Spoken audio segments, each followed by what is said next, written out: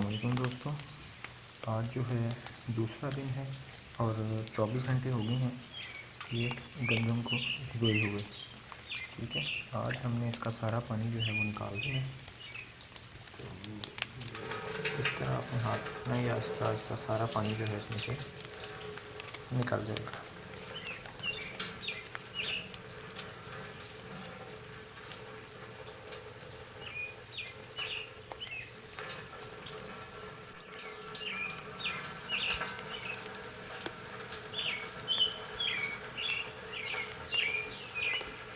یہ دیکھیں، یہ سارا پانی نکل رہا ہے. ابھی میں ذرا اس میں سارا پانی نکال دوں، پھر آپ کو دوبارہ دکھاتا ہوں. جی تو دوستوں، اس کا سارا پانی نکالنے کے بعد آپ نے کیا کرنا ہے کہ اس کو ساری گندم کو نکال کے اس طرح کی ایک جالی والی چھاننی کے اندر ڈال دینا ہے.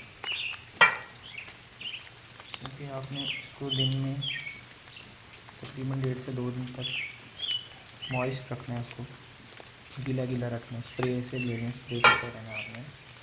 ٹھیک ہے، اس میں یہ ہوگا کہ پانی اس میں کھڑا نہیں ہوگا، پانی اس کے اندر سے نیچے نکل جائے گا.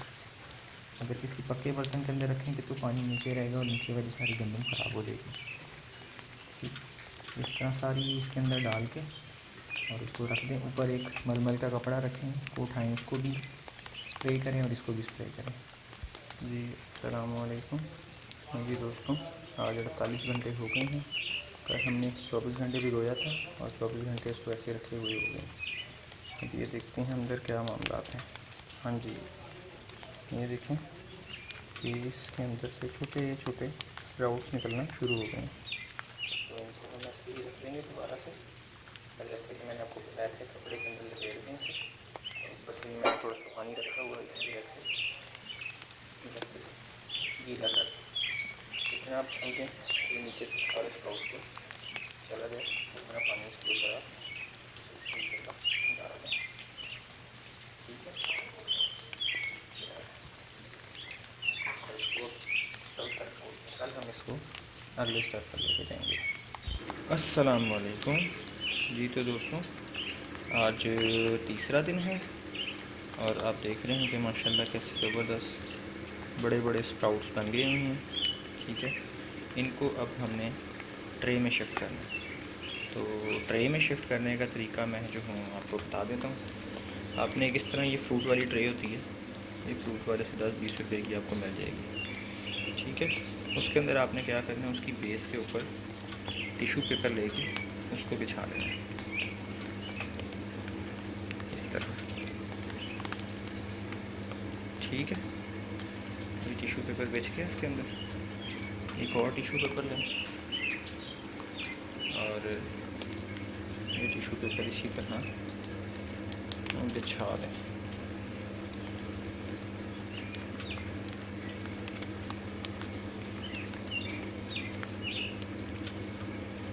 ٹیشو پیپر بچھانے کا مقصد یہ ہے کہ نیچے سیڈز جو ہیں وہ نیچے نہیں گریں گے. دوسرا یہ ہے کہ جب ان کی اسپراؤٹس نیچے سے جڑیں بنیں گی تو اس کے نیچے سے آرام سے نیچے نکل جائیں گے. ٹھیک ہے. اچھا، اب کیا کرنا ہے کہ اب آپ نے یہاں سے یہ جو اسپراؤٹس ہیں ہمارے یہ اٹھانے ہیں بڑی ہی آستگی سے. یہ نہ ہو کہ جو ان کے اسپراؤٹ اگر یہ ٹوٹ گئے اسپراؤٹس ان کے اوپر نکلے ہوئے تو پھر اس میں سے شوٹ سے نکلیں گے. ٹھیک ہے، میں ایسے کر کے ٹھیک ہے ایونلی ان کو بچھا دینا ہے. کوشش یہی کرنی ہے کہ سنگل تہہ جو ہے نا وہ بچھے، سیڈ پاس پاس ہوں اور سنگل تہہ جو ہے وہ بچھے. ٹھیک ہے،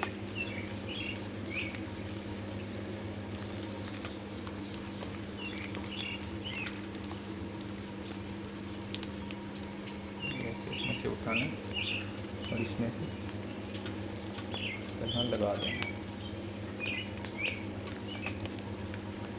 چلیے اب میں آپ کو نا پوری ٹرے اس طرح ہی لگانی ہے ساری، وہ میں ٹرے لگا کے دکھاتا ہوں.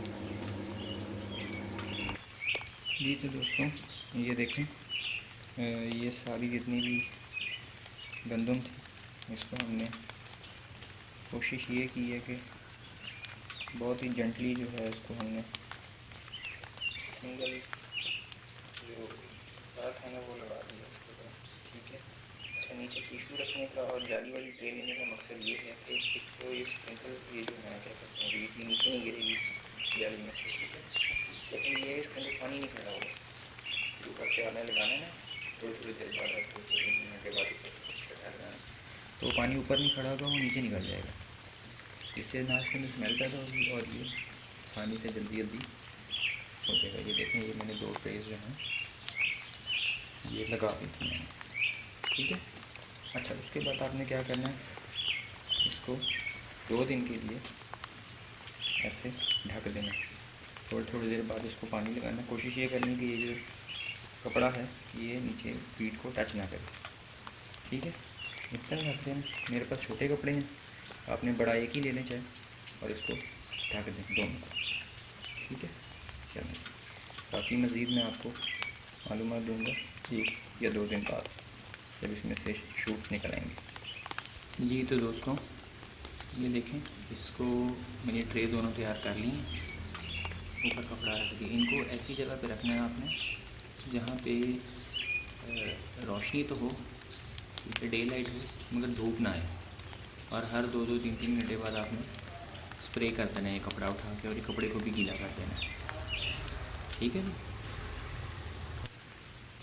السلام علیکم دوستوں، کیا حال ہے؟ امید ہے سب خیریت سے ہوں گے. دیکھیں دوستوں آج چھٹا دن ہے جو ہم نے عید گاہ اگانی تھی اور بیج لگائی تھی آج سے 5 دن پہلے، وہ یہاں تک پہنچ گئی ہے. دیکھ رہے ہیں آپ کتنی اچھی گروتھ ہو گئی ہے. ابھی اس کو 10 دن لگیں گے، مطلب ٹوٹل 10 ڈیز کے اندر اس میں پورا ہونا ہے. دیکھیں اس کے اندر یہاں سے یہ نظر آ سکتی ہے اس کی گروتھ، ٹھیک ہے.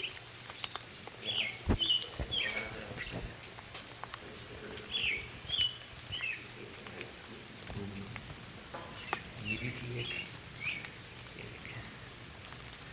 دیکھیں کتنی اس کی ہائٹ ہو گئی ہے. یہ آہستہ آہستہ مطلب 10 دن کے اندر یہ پورا ایک آپ سمجھ لیں گے جنگل کا بن جائے گا. ان شاء اللہ پھر ہم اس کو کاٹ کے اس کا یوز بنائیں گے اس طرح یوز کرنا ہے.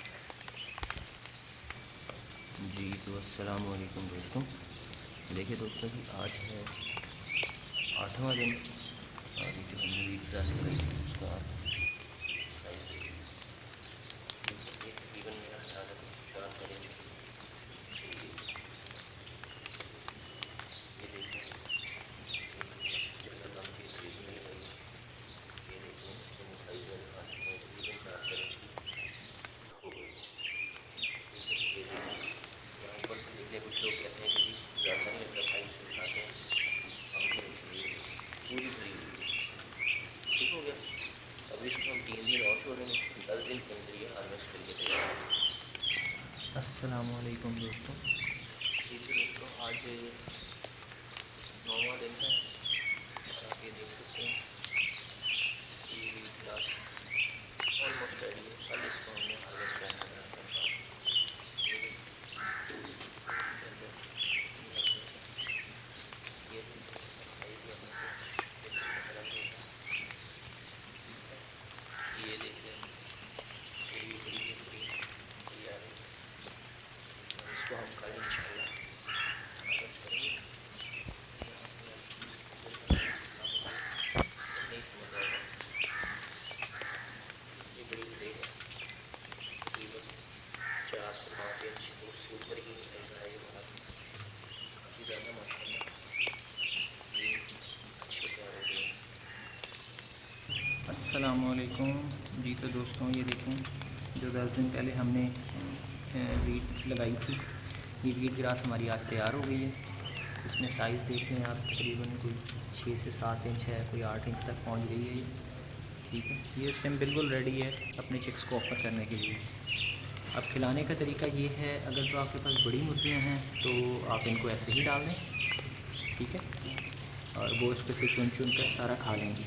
اور اگر آپ کے پاس چکس ہیں تو اس کو کاٹ لیں اور اس کو 2-2 ٹکڑے یا 3-3 ٹکڑے اس کے کر دیں اور ان کو آفر کریں. کینچی سے کاٹ لیں یا چھری سے کاٹ لیں آپ ان کو اور یہ ان کو آفر کریں. اور دوستوں اگر آپ کو ہماری ویڈیو پسند آئی ہے تو لائک، شیئر اور سبسکرائب کرنا مت بھولیے گا. تاکہ آپ کو ہماری آنے والی نئی نئی ویڈیوز بر وقت ملتی رہیں۔ بہت شکریہ، اللہ حافظ۔